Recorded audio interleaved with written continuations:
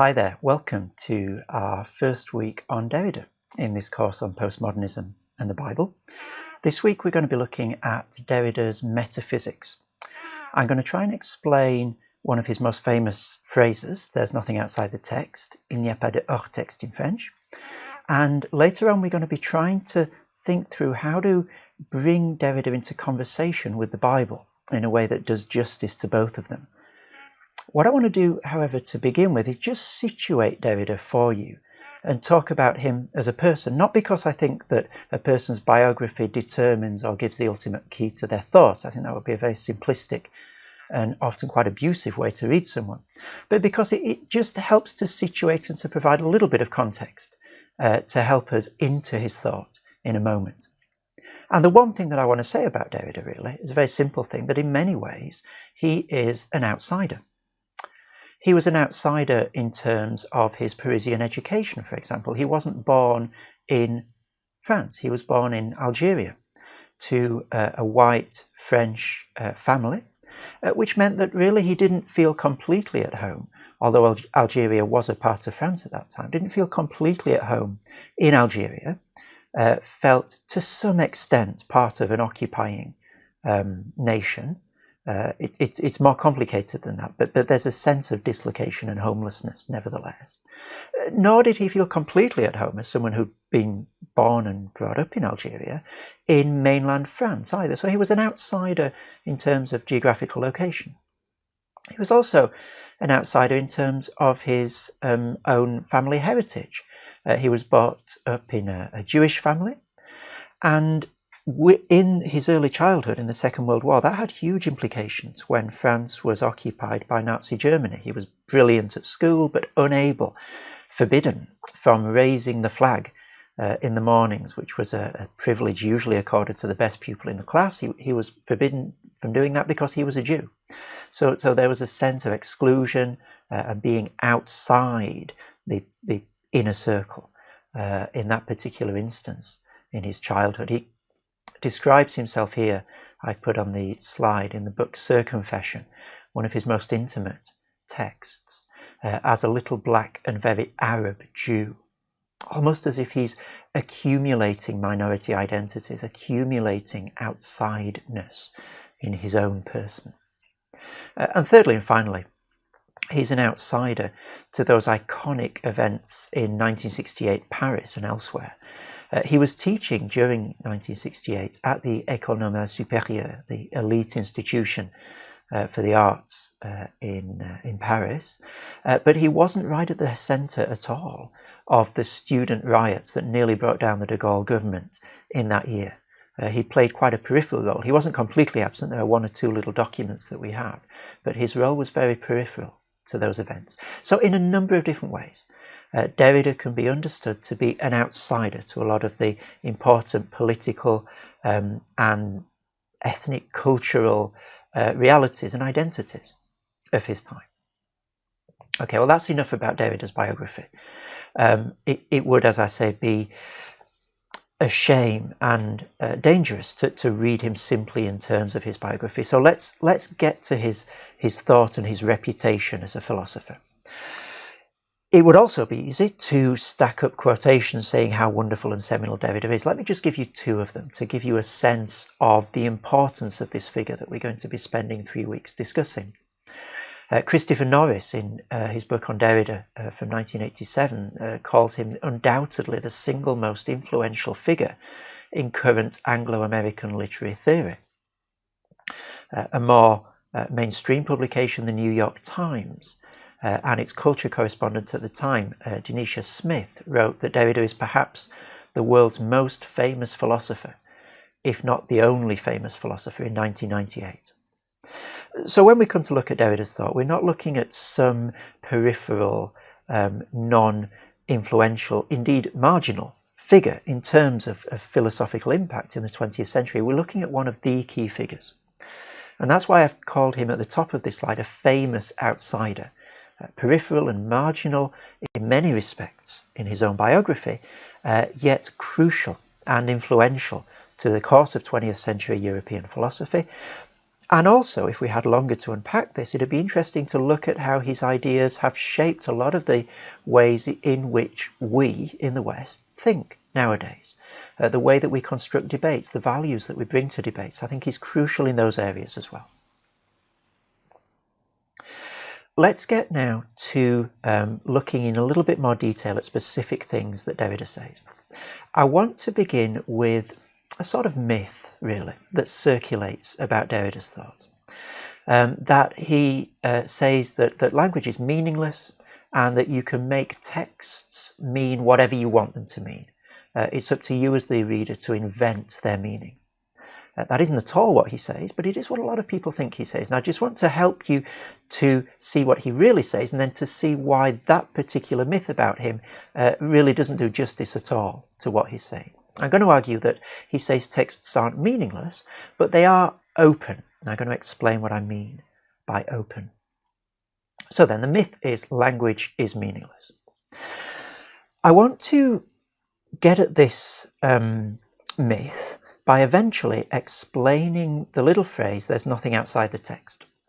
And the best way to get to that phrase, I think, is to tell you a story. It's a true story about the time that I was an undergraduate at university. And I went to have my haircut at a particular barber shop called Carmelo. Here's a picture of Carmelo from the internet. You can see that just above the door, there's a little red and white striped pole. It's the classic pole that tells you this is a barber shop. Now, one day when I was walking down this road to lectures, I noticed that they'd put up scaffolding on the building just next to Carmelo's. And on the scaffolding, there was that red and white tape that you often see around building sites and on scaffolding when it's in the street. It's a red and white tape that draws your attention to the fact that there are poles there and you better not bump into them. So then press pause. What have we got here?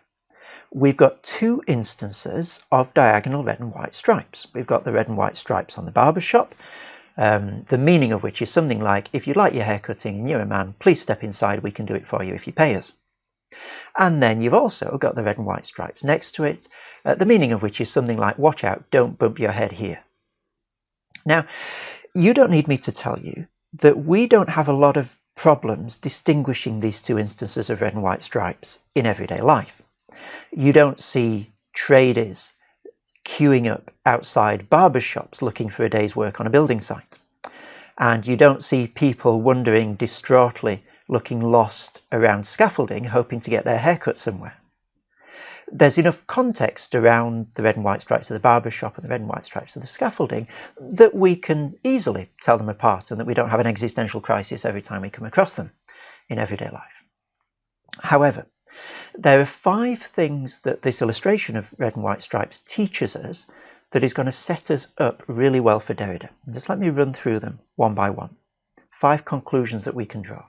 Number 1, the meaning of these red and white stripes is open. Now, think about it this way. If a huge multinational company launched tomorrow that within 10 years becomes the next Google and eclipses Google and Microsoft, and as their logo they have diagonal red and white stripes, then that will become the dominant meaning, the first thing that people think of when red and white stripes are mentioned in the future. And so we can't know what red and white stripes will mean for people 10 years from now, or even tomorrow. Another great example of this is the date, the 11th of September. Now, ever since 2001, the primary meaning, when people mention that date, the first thing that people think of has changed. So if you've got a birthday on the 11th of September, you've now got to reckon with that every year as of 2001. The primary association for that date has now changed. And it could change again. And the primary association for different dates could change. In other words, their meanings, the things that we associate with them, and even the things that we primarily think of in relation to them, are open in the future. They're not closed and locked down. They could begin to mean different additional things in the future. And the same for the red and white stripes. Number 2, not only can they mean different things in the future, but we can never actually exhaust what they mean in the present. So take the red and white stripes on Carmelo's barber shop again.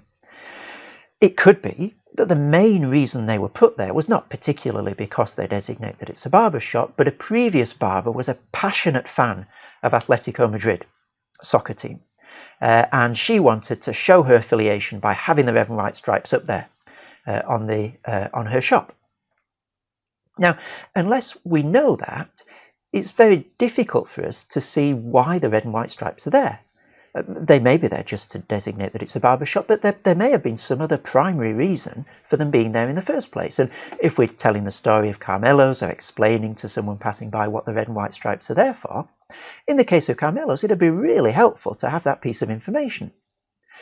So we can't be sure that we've got all the context that we need to make good sense of why those red and white stripes are there. We can have a good guess, but we can't be sure. In other words, context is always open. We can never be certain that we know everything that we need to know to account exhaustively for what something means. In the example of the red and white stripes. By the way, if you can put in the comments at the bottom of this video who that particular player is, I'm sure you'll get extra kudos from your fellow students in the course. Who's that player? Number 3. None of this implies that the stripes are meaningless, does it? It's not that the stripes above the barber shop have no meaning whatsoever. And it's not that the red and white stripes on the building site have no meaning whatsoever. Quite to the contrary. They have particular meanings that are open. And fourthly, none of this implies that the stripes can mean whatever we want them to mean. If I or you or anyone else were to walk up to Carmelo's and say these stripes mean some ridiculous notion that there are elephants inside this shop, you would be rightly ignored. Just because the meaning is open of the red and white stripes, it doesn't mean that they can mean whatever you want them to mean. It's bizarre and ridiculous. Number 5. The stripes, however, do not mean anything in themselves.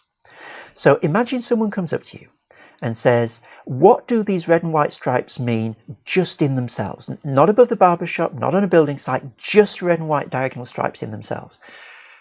Well, you'd be hard-pressed to answer, wouldn't you? Without more context, they don't really mean anything. I mean, they could mean any number of things, but they don't have a definite, determinate meaning in themselves. You've got to see them in context. It's the context that determines the meaning. And that's exactly what Derrida is saying about meaning in general. Words and ideas don't have meaning in splendid isolation as atoms cut off from everything else. It's the context that determines meaning. Context is always open, and context could change in the future.